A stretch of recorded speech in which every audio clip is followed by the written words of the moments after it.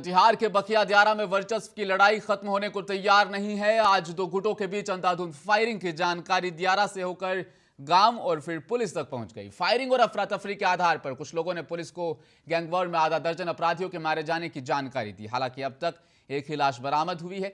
यह क्षेत्र कटिहार के बरारी थाना क्षेत्र अंतर्गत आता है, जहां दिन दहाड़े गैंगवार में अंधाधुंध फायरिंग हुई।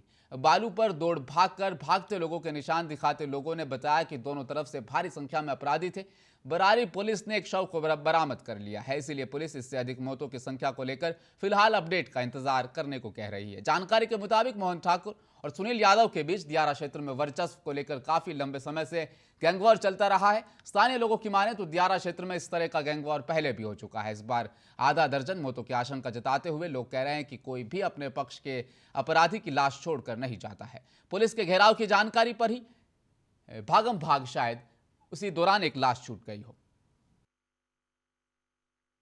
साहेबगंज के इधर भागलपुर का उस दियर एरिया में कुछ आपराधिक लोग जो है आपस में सूचना मिली है गोलीबारी की। एक हमारे जो एसडीपीओ है वहाँ पे हैं और हमारी 3 थाने की फोर्स है उधर, और हम लोग जो है पूरा वहाँ पर छापेमारी कर रहे हैं। एक घायल व्यक्ति की जो है हमें सूचना मिली है, बाकी जैसे अपडेट होगा मैं दे दूँगा। जो दियर